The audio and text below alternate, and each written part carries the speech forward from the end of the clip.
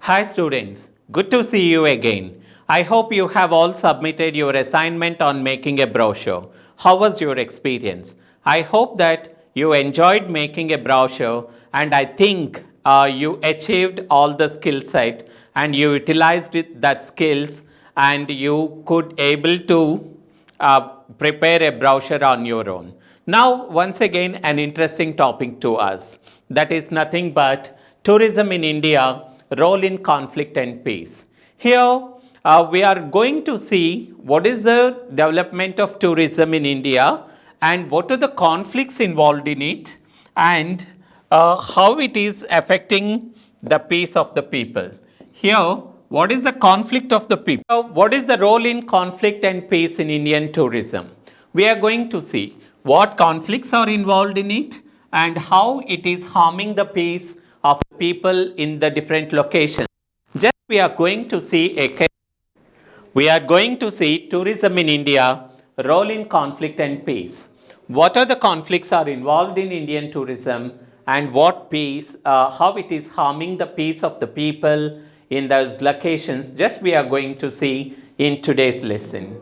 Here today, the engine of development. What is the engine of development? It is nothing but tourism. All the times tourism helps to boost the economy of any country. India is no exception. That is why India is also focused a lot on India is focusing on developing lot many tourist spots to attract the people and to grow the economy of the country. So here, tourism is all the times, it is a means of achieving development, because a lot of foreign reserves would come to this, or it is we can generate a lot of income through the tourism development. So it can be considered as a means of achieving development in certain places. But the question is, development for whom? Who are the winners and losers, and at what cost? When we come to this point, we have to think a little deep regarding the tourism sector in India. Here, what is it is a means of achieving development we have seen already. But this development is meant for whom? Is it for the rich people or the private people who invest lot of money and gain lot of money through tourism, or who are the winners of this development and who are the ultimate losers out of this development, and at what cost? So here, when it comes, either it is monetary benefit or any other kind of a things would cost to the people a lot. Here, the backdrop to exploring the relationships among tourism, peace and conflict in India. Once again, here we are going to see the relationship between peace and the conflict in Indian tourism. Here, why it is happening? Is it happening in India? No. In almost all countries, they have that problem. India is also a part and parcel of it. Here, the holistic development should contribute economically, environmentally, socially, and culturally to the people and to the region in a balanced and sustained manner. So here, great. We accept that tourism is a means to achieve development. In what way it should do that one? The first thing, it is not only economically, we are going to look into that. Other important factor in the present millennium is environment protection. Whether the tourism is good for environment or is it harming anything, we have to look into that. And one more important thing is how it is affecting the social society. Socially, what are the developments that we could see, and is it harming the culture? These are all the important things. It is not only these things that we have to see, we have to take care about the people who are within and in and around of those situations and that region. Here today we are going to see in which regions or in which parts of India the conflict arises in the present lesson. Here what is the thing is that A balanced and sustained manner development is essential. What kind of development through tourism we expect is a balanced one. Along with that, we require a sustainable development. Here, what is the thing? Basically, the governments or the private sectors, they're giving more priority to the primarily it is economic. Here are what is the things? The government looks at the number of arrivals, how many tourists are visiting this country, and how much money they could expend on that, what is the receipt of that. So here, basically in the previous thing we had seen economically, environmentally, socially, culturally, people and the region. These many aspects that we have to look when we develop a tourism spot. But unfortunately, the governments are giving more priority to the economical conditions, or economically they are looking, and that too related to the numbers, expenditures and receipts. And a tool for poverty alleviation, sustainable development and social stability. Here, many people claim that tourism all the times, it is a tool to eradicate poverty, poverty elevation, and second one is sustainable development, and third one is social stability. When we question, is it really happening? The answer the answer for this is evident. The answer is no. Because the reason for that is, here in India, the poverty is not eradicated. Instead, the poverty in particular regions enormously increased. People became jobless and they lost their livelihoods, and they lost their places, their agricultural lands, and they are suffering a lot. So that is why poverty elevation is not possible through tourism if government doesn't have a proper plan. And second thing is sustainable development. Somewhat we have to believe that, suppose for example, the pandemic corona influenced a lot of this tourism industry. What happened? International flights are being cancelled, and as a result, the flights are not there, and the tourism had collapsed. Especially the hospitality industry, almost all got collapsed. So, what is the other thing here? The social stability. Is it possible when it is not for sure that we are going to have a sustainable income, then only social stability would come. But here in this country, the social stability is also is not achieved. We are going to see through a case study. Rarely elevates socio-economic inequalities and injustices. But here, we are, the main today's lesson is mainly focused on this point only. Whether it is really eradicating the differences of socio and economic in some particular regions where the tourism is developed, that we have to see. It is $1 million question that we have to look into that. So, here, tourism contribution to the conflict. We are going to deal with what are the conflicts involved in related to tourism.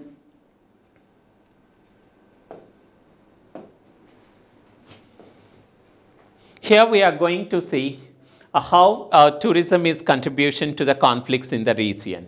Here, the first and foremost important thing is environmental conflict. How environmental conflict would come through tourism? That is one of the important things that we have to. Tourism developments can cause ecological damage. Definitely, it is happening everywhere in India, not only in India. Suppose, for example, if we have very close Sri Lanka beach. When we visit that beach, we could see a lot of plastic is thrown away here and there. There is no proper garbage management, and almost all the beach was completely polluted by the people. It is a simple thing.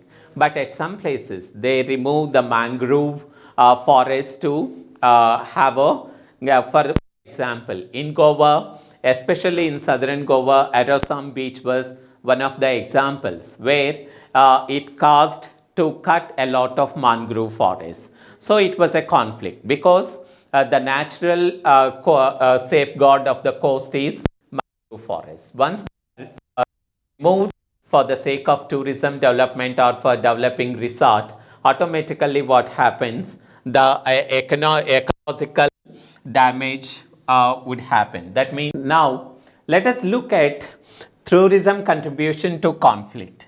The first and foremost important thing is environmental. What environmental conflicts would arise because of tourism? That is the big question. There is no doubt, not only in India, across the globe, environmental problems are arising here and there.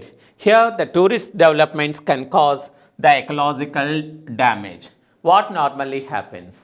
If a resort if the government wants to construct a resort on any beach, any one of the beaches, they have to remove the mangrove forest, which is a natural protection for the land.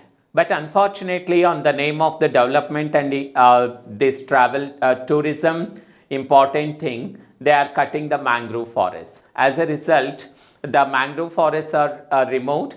As a result, the species which are related to living in the mangrove forests are made not to have any shelter for them. Certain species would vanish from that place. As a result, the ecological equilibrium would be breaked. So, as a result, the ecological damage would normally happen at any tourism development. So, environmentally, tourism is causing a lot of damage. The second one is the cultural conflict. What cultural conflict could occur because of tourism? The distortion and commodification of cultures. Here, what is happening? Suppose, for example, we have Vijayawada, and Kondapalli is very famous for its cultural toys. But unfortunately, on the name of tourism or on the name of export, they want to make these handicrafts in a large scale. And what happens when we make a thing in a large scale or on the industrial mode? Automatically, the demeaning the cultural performances. For this, the best example is our Arku Valley. Arku Valley, there is no doubt it is a very famous tourist place. But the Dhimsa dance, which is played by the tribals who live over there, when they feel very happy on special occasions, naturally their souls would rise to dance. But unfortunately, what is happening nowadays, whenever tourists they come to visit that place, people are made to dance in front of them. The dance itself, it has become very monotonous, and the real feeling of the people is not visible on the tourism development dances. So, as a result, the cultural demeaning is happening, not only by producing very mass, or the second thing is too many performances again and again where there is no cause and people would not really do the dance with a complete satisfaction. So, that is one of the things. And the second thing is amuse rather than promote. Here, what is the thing? What is the basic thing is they want to promote the local dances or local culture or certain kind of things. That it should be an amusement rather than the promotion. And that happens with the interchange and understanding. Now let us see. The first conflict is environmental conflict, where a problem, environmental ecological damage is environmental and ecological damage is happening because of the tourism. And the second problem is cultural one. What happens with, what is the cultural conflict? The first one is the distortion and commodification of the culture. That means either it is a mass produced handicrafts, demeaning cultural performances designed to entertain and amuse rather than promote, and interchange and understanding. So, here what actually should happen here, the cultural dances must be amuse the audience. But instead of that, what is happening?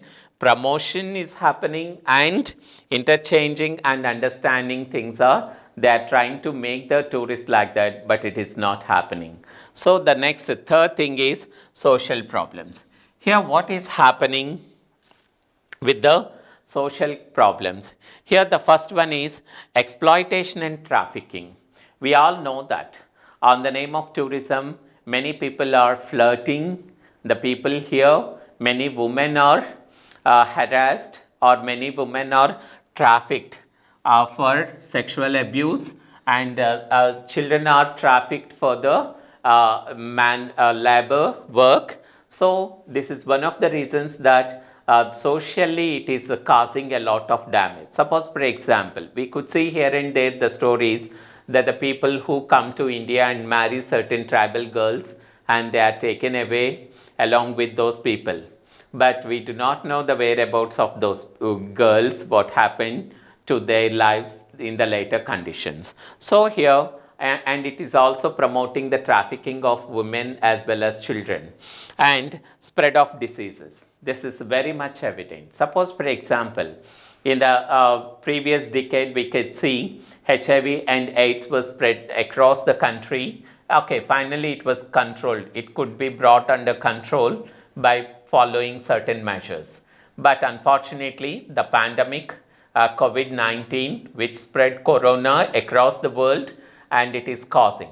This is all happening because of the traveling from one place to another place. So as a result, it is a great loss to America, Brazil, Italy, India.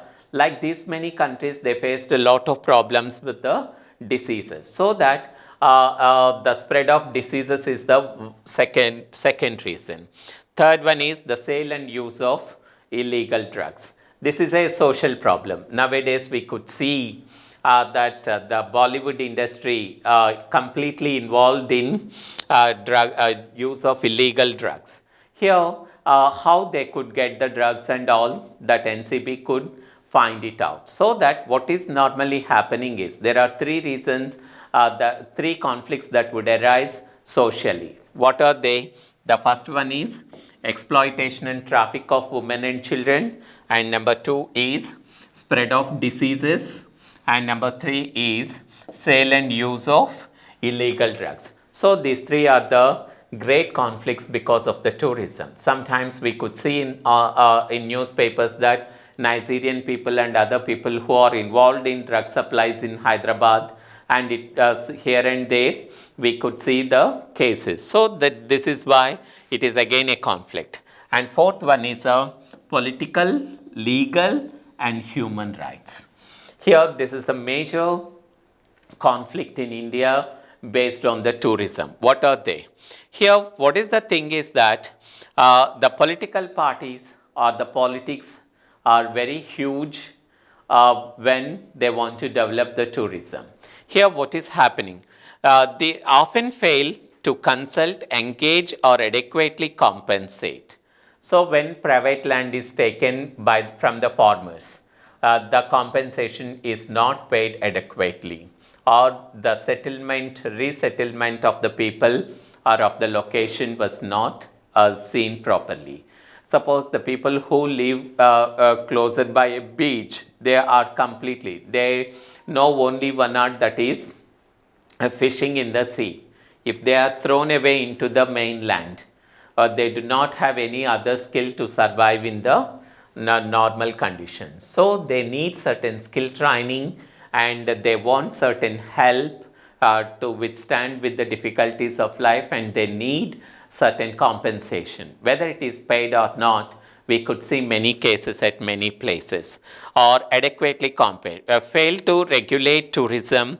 The military may be used to protect tourism developments. This is an unwelcome situation. Sometimes where people start protesting tourism, automatically government is going to put the forces. The forces would protect the tourists instead of they have to protect the local people. So this is a very, very big problem in India. So here once again, what are the roles of a conflict? In the previous thing, we could see here environmental, and second one is cultural, third one is social, and fourth one is political, legal, and human rights. These are the four major conflicts in India with the tourism. Here, let us see a case study with Central India.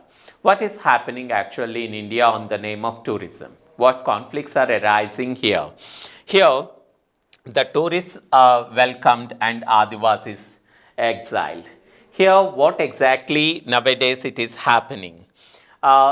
People are very much interested to visit certain eco-tourist places. Nowadays, the world's trend is behind eco-tourism or green tourism, we call it. So when this comes, people want to prefer to stay in certain forest areas and they want to spend in certain Adivasi villages. But unfortunately, what it is, the other side of the coin is the Adivasis, they are losing their privacy and their resources are being used by the tourists more than the local people. So, what happened is when tourists are welcomed, it is badly influencing the Adivasis, which is not which should not happen normally. And tourism has becoming globalized. As a result, what is happening?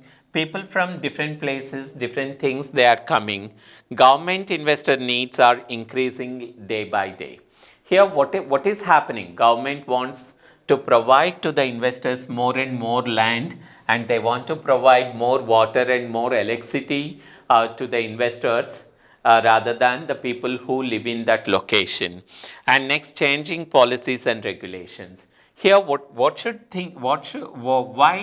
governments are changing? There are two questions. One is if a dam is going to be constructed, they have to take the environmental clearance certificate from the environmental board. But unfortunately, they are changing the policies and regulations. The same thing is happening with the tourism projects also. Many a times governments are changing the policies and regulations. What is happening with this?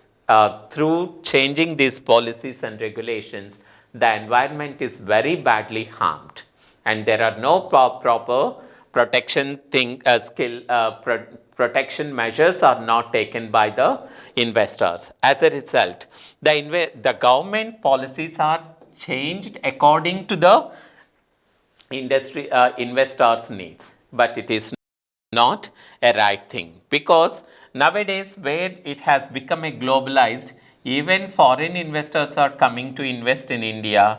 For them, the governments are changing the policies, but it is not a good thing. So what to remember here? The first thing is tourists are welcomed and Adivasis are exiled because the policies are changed according to the investor needs by the governments, which is not good for the environment and society. Next one is environmental protection. When they change the policies and regulations here, automatically it is influencing the environmental protection. The environmental quality is degrading day by day. And second one is social and democratic goals are in conflict, because the democratic goals means people should be given more priority. At the same time, government should not get the loss or the investor should not get the loss. All the people should have a balance among the required things. But unfortunately, in India, it is not happening. Protection of the fundamental human rights. This is very, very important thing. Our constitution provides us fundamental rights. Of them, the first and foremost thing, important thing is a right to live, right? But if it is not protected by the governments, what is the big question comes along with us? How we are going to survive in our birthplace? That is a big challenge for the Adivasis now in this. Here, uncontrolled and irresponsible tourism development. This should be taken care, especially in central India. What we have to look, the government do not have a control over the tourism spots and irresponsible also. So these things are harming, leading towards the conflicts of the people. Second one is, as I told already, here global trends, as I said already, global trends of eco-tourism and nature-based tourism has increased. People want to spend their time in a different way, very close to the nature, and that is very close to different kinds of species. That is really harming the environment. More and more fragile areas for tourism development. This is another reason that there are conflicts in the central India. More and more places are chosen for this one. So here, what is happening here? In central India, which states are more affected by these tourism conflicts? When we come to this, the India central belt, the first state is Jharkhand, Chhattisgarh, Madhya Pradesh, and Odisha. These four states are facing a lot of conflicts, and we all know that almost all these four states, a lot of scheduled tribes and scheduled caste people would live over here, and especially in Orissa, Chhattisgarh, Jharkhand, many people they live their lives in the forests or the products which are produced by the forest. So they do not have much education and they are completely dependent upon the forest. Abundant water and mineral resources. What are the other advantages of these four states? These states have abundant water resources. Along with that, they have a lot of mineral resources also. Here, what is happening here, as I said, marginalization of indigenous communities experienced several cases on industrialization, mining, dams, and other big infrastructure projects. So, on the name of development or on the name of tourism development, what are being constructed here? Here, when we talk about water, they are constructing dams. As a result, many people are losing their livelihoods. And at the same time, if they have mines, minerals, they are going to have industries. Along with that, they are going to have mining. So, what is happening with this? To develop, to construct dams or for industrialization or for mining, they need a lot of basic infrastructure. If they want to develop a basic infrastructure, again, it is a big problem for the for the people who live in that particular region. Here, the vicious spirals of violence and the internal displacement of many people who are trapped with no real alternatives, as we were discussing. If displacement is inevitable in case of constructing dams or industrialization or for mining or big infrastructure projects, what generally would happen here? What generally would happen here? Displacement of the people is essential. Okay, people are ready to leave their places, leaving their sentiments, leaving their culture, traditions, sentiments, whatnot, everything. But what is the thing it is happening with them? There are no real alternatives for them to live a comfortable life. That is the one of the important reasons for the conflicts in central India, especially where these tribal people are displaced from one place, where they do not have any guidance, they do not have any proper facilities to live in. And second, as a result, what is happening is people are protesting against the governments. They want to fight against the government. Then automatically what is going to happen? The governments want to bring armed forces for the displacement. Okay, fine. Once armed forces are there to forcefully displace the people, then automatically what is happening? Maoist anti-government groups are entering to protect the local people. Here, local people are supporting Maoist groups who are against to the government. As a result, what is happening? There is a conflict, a triangular conflict. Here, government wants armed forces, and armed forces, there is again Maoists. They are fighting against the government as well as the armed forces. In between, people in those areas are the sufferers. That is the major problem. Here, failure of the states to combat poverty and provide for basic human needs. Here, these Adivasis, what they require, they want basic human needs. As I said, comfortable life.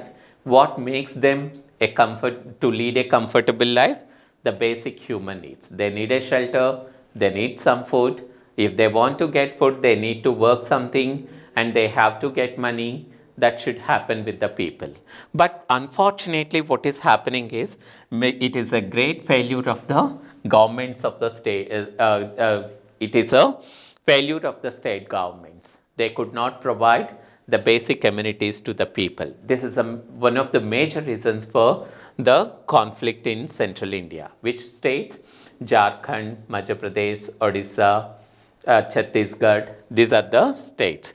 Here, a gentler and more sophisticated and green option, but it is not given to the people where option should be given to the people if they want to, if government wanted to replace them, but it is not happening them. Gradually and subtly invading tribal areas using forest, water and tribal culturals for potential products. This is what it is happening. The people are looted. Their resources, along with their inhabited places, along with that their culture, everything is completely abolished by the governments. The evacuation of indigenous people from their ancestral lands to ecotourism. What is happening? Ancestral land. Every people are born with the land. They do have certain sentiments with their ancestral lands, but the government, to promote the ecotourism, what it is happening is they are going to evacuate the ancestral lands. That is one of the major problems for the people to leave their land. So this is about the thing. The first and foremost thing. Now what you people have to think about here. What are the things that we have seen? There are environmental problems, social problems, cultural problems, human right problems. These are the conflicts. After that, in central India, for Adivasis, what are the problems? We could see the different problems. What are they? Displacement is a major problem, conflict among the armed forces and Maoists, and state government failed to produce the basic needs for them, and government is opting still more and more green option. As a result, more tribal people had to evacuate their places, and gradually the governments are encroaching into the forest, and they are to utilize water, greenery, whatnot, everything which belonged to the tribals, and on the name of ecotourism, they have to lead. These are all the conflicts which are destroying the peace in central India. For that, we are going, now I am going to give all of you a few assignments. Think about them, choose any one of these and prepare your own 250 to 300 words essay on the conflicts of the local people. There are many articles available, and if need, I shall guide you. So what is the first place we have to say? Here, the first one is Arosim, Goa. As I was talking, Arosim is a part of South Goa where thousands of acres from the local people it was collected by the government and the investors, and they developed beautiful beaches and resorts. There is no doubt Goa is attracting lot many tourists, and many people are coming and they are giving. We are looking one side of the coin. What is the other side of the coin? You have to look and write a 250 to 300 words assignment on this. Or the second thing is Lavasa. Lavasa is very close to Pune, Maharashtra. Have you heard about Lavasa? Lavasa is completely a city, a town which is constructed in the Italian model, because completely reproduced a town in the Italy in Maharashtra, and they constructed everything with the European culture and construction. But there are thousands of sad stories, and still the case is going on in Supreme Court. And the right now, the government stopped the work in Lavasa. You research lot many things and write 250 to 300 words assignment. Or the third thing, Cavadia. Cavadia is one of the major recent tourism development plans. Here, 72 villages were evacuated to construct this unity of peace. We all know that this is the statue of Lal Bahadur Shastri. Nearly hundreds of crores were invested on this tourism spot. It is in Narmada district, Gujarat. But there are many sad stories of 72 villages, tribal village people. You research on them. This is the one side of the coin. You write about the other side of the coin. Second one is Kulu. You might have heard about Kulu, which is located in Himachal Pradesh, which is famous for very greenery and mountainic beauty. But what are the sad stories behind this Kulu? You please research and write an assignment. And after that, Kanha, it is a spot for ecotourism in India. It is in Madhya Pradesh. There is a conflict between wild animals and human beings. What kind of problems are being faced by the people in Kanha? There are every village has a story, every house has a story. It is a tiger reserve forest across 10,000 square kilometers. It tells us many interesting stories. So you could write. So how many things you think about Kulu, Cavadia, Lavasa, or Arosim, right? Or Kanha. This is about this. Next thing is relative pronouns. Okay, 5 minutes left. I've got test then. So here we had seen the peace and conflict in the role of tourism, Indian tourism, and its influence on people. Now we are to get out of that. Just we are going to look at relative pronouns. What are these words? Who, which, that, where, whom, whose, why, what, and when. We could use them as relative pronouns also. Actually, they are question words, and those question words are normally to frame the questions, especially interrogative sentences. But when they are used as a pronouns,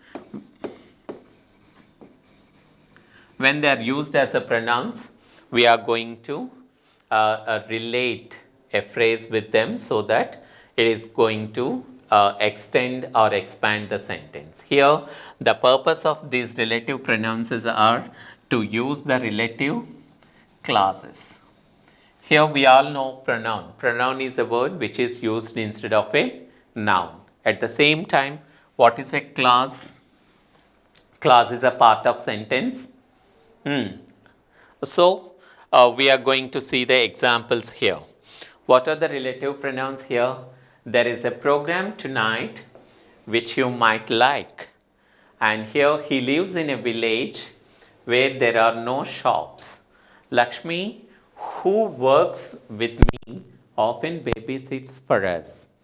I saw a girl whose beauty took my breath away. What she said made me angry. Could you see? These are all the different pronouns, how they are used to extend the sentence and write the clauses. Especially at this level, when you start writing the sentences, you are not supposed to write monotonous sentences.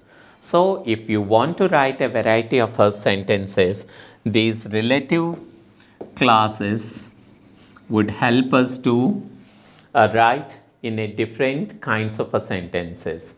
So we are going to see how to use these relative pronouns, especially three relative pronouns that we are going to see in the Rebecca's video. Please watch Rebecca's video. That would be very helpful to us through to know three pronouns. They are that, which, who. Here, who, that, and which.